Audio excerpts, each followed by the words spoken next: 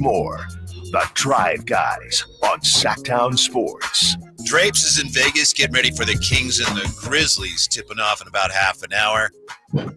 And before we get to our special guest, just want to give you an update here. Largely unprecedented financial concession to give roster flexibility to a contending franchise.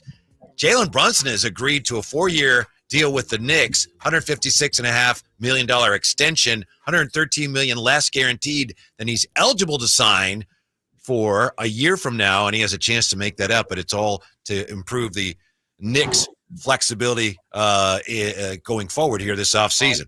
Nice enough to join us. He's also in Vegas, covers the NBA for The Athletic, Zach Harper. How are you today, Zach? Oh, it's a midday in Vegas. You can't be better than that. It's too bad we can't get you and Drapes together. You guys both hanging out in Vegas. What do you make of the news? Jalen Brunson accepting less than he could have gotten in order to improve the Knicks' flexibility.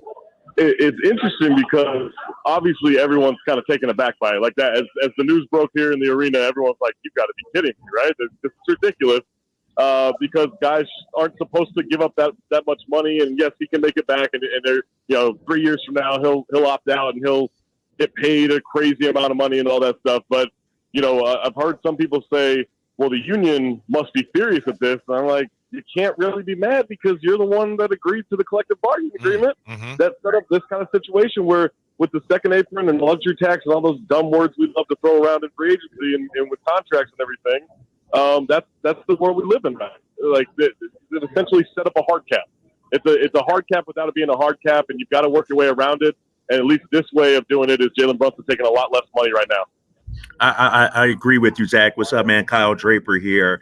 And the thing about it is it seems like the league has sort of made it where players have to decide whether they want to win or they want to get paid with the way the CBA is and all these aprons.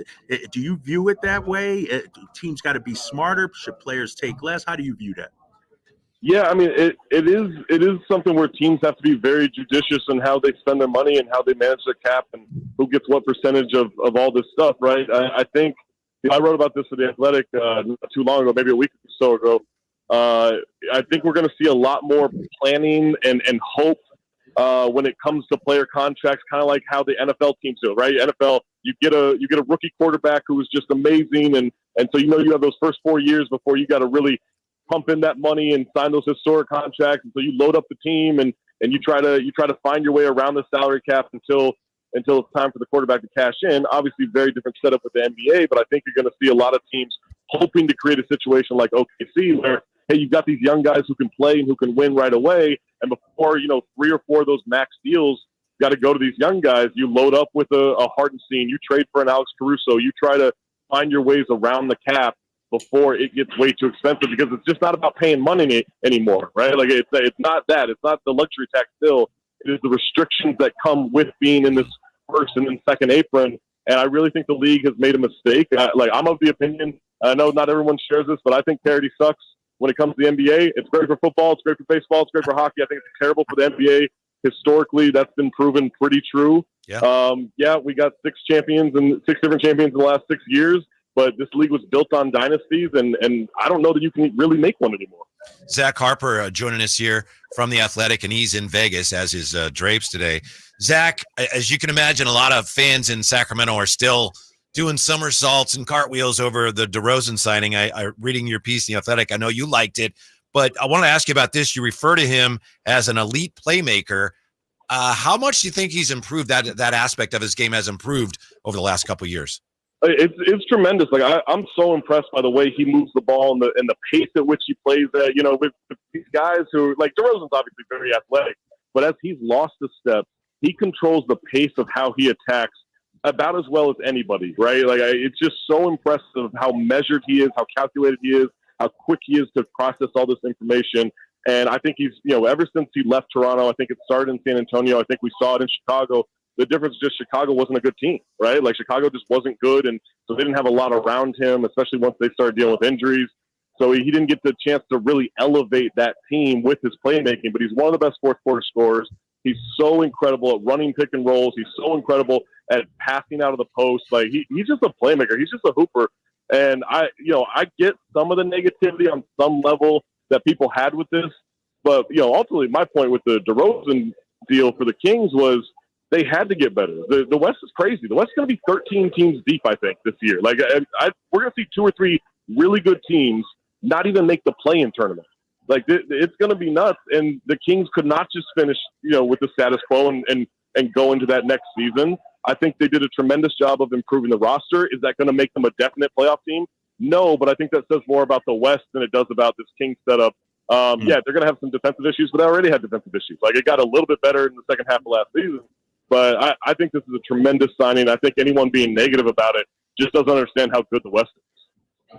Yeah, Zach, I was going to ask you, where does that put them in the West? What's their ceiling and I guess their floor, would you say, with this DeMar DeRozan signing? Yeah, I mean, they're healthy. Like I think they can be a top 6 team in the West, but I think there are about 10 teams that can be a top 6 team in the West. It's a tough numbers game. I think they could. Not everyone was so down on them. That's dramatic, but people were down on them last year. Like they won 2 fewer games, but that was enough wins to get you like the 3 seed 2 years ago. Last year it puts you 9th. Like the West is just incredible, and so I think they're in kind of that 3rd tier of teams in the West. Maybe into that 2nd tier, depending on how the defense can come together and how the shooting is. If Herter can bounce back, if Tegan Murray can take another step, I think they can sneak into that 2nd tier. I think everyone in that 1st tier is, OKC, Minnesota, Dallas, and Denver, just out of respect for Jokic, although I hate what's happened to their roster this summer. And then after that, it's kind of up for grabs. And I think the Kings can absolutely put themselves in that 2nd tier. Yeah, I love the way you put it in The Athletic, saying the Kings got better with this DeRozan move, and isn't that the point? And of course it is. And we'll see. Maybe they make more moves as well. Catching up with Zach Harper from The Athletic.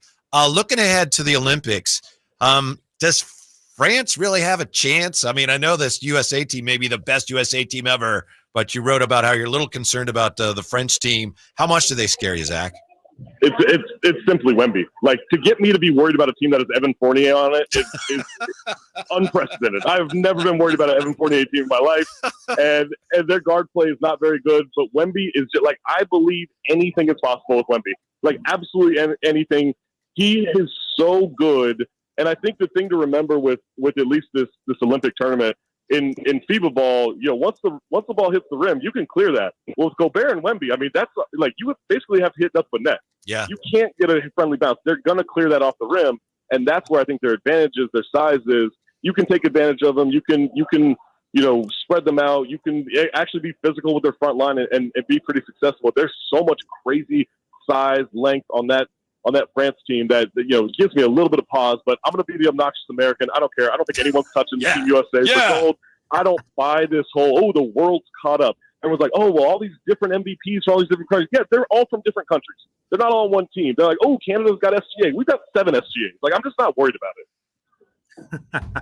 I'm with you, Zach. And the thing about it, too, is I feel like Anthony Edwards, man, the way he talked, before the opener against Canada, everybody's got to fit around me. He backed it up the other night. Yeah. I mean, is he statistically going to be the best player, you think, for this Team USA team?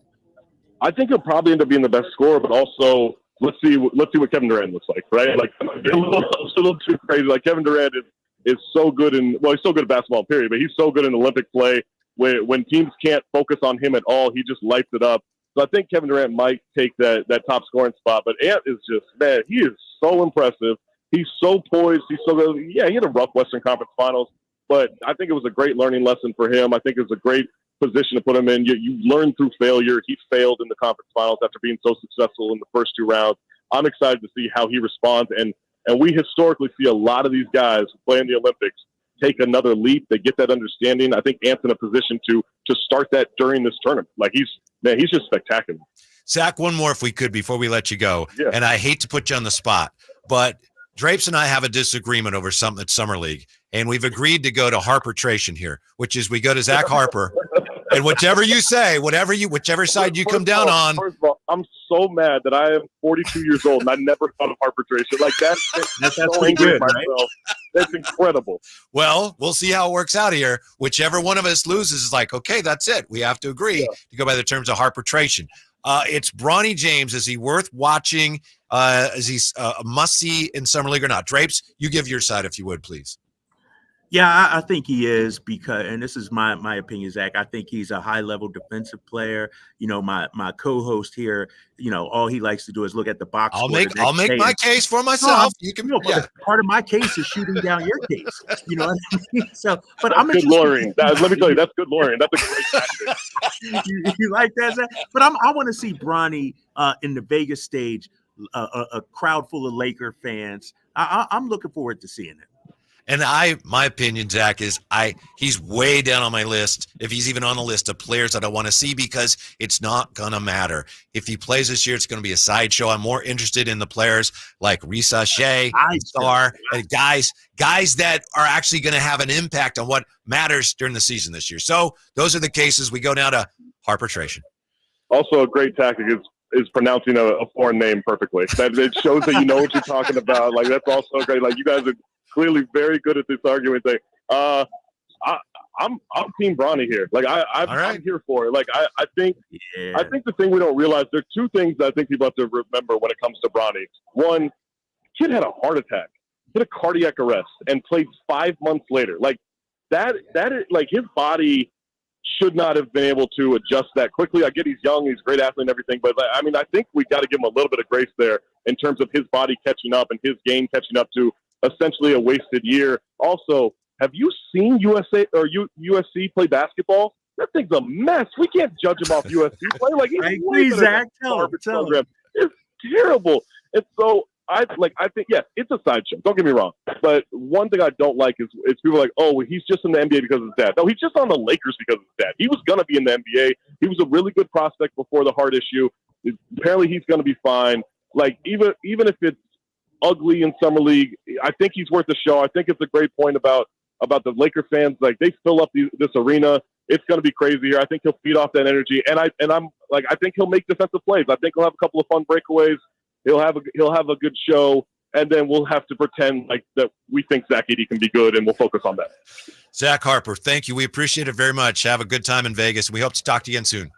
Anytime. Thanks, guys. All right, Zach. There you go, Kyle Draper. And I lied. I never actually agreed to, go along with whatever he said. But there you go. You win. You won. We go to arbitration, and you're the winner. Congratulations. Exactly. I'm a better lawyer than you. How about that? That's what that proved, right? You agreed with me. It's a sideshow, though. Hey, man, I'm sign me up. I want tickets. I'm gonna be up in there, and I want to see him. And he's at what, 4:30? Maybe 4:30. I don't know. Okay, I don't know because I don't care. It doesn't matter. So I don't know when it is. Yeah, 4:30. I'm gonna walk over there and give you the vibe of what it's like out there. If he was in Vegas, you would care. You would go sit down, wouldn't you? There's other games going on. I'd watch whatever else is going on. Don't even. Who else is playing? Bronny. And that's, going with the heart attack. I know he had a heart attack. That's terrible. You make me feel like a bad person. Well, come on, he had a heart attack. I know. I'm not talking about his health. I want him to be healthy. When we come right back, TNT still has a shot at part of the NBA's new TV deal, and the conversation continues on the Kings and Summer League with Drapes in Vegas right now. It's a Drive, guys. Sactown Sports. This is the story of the one.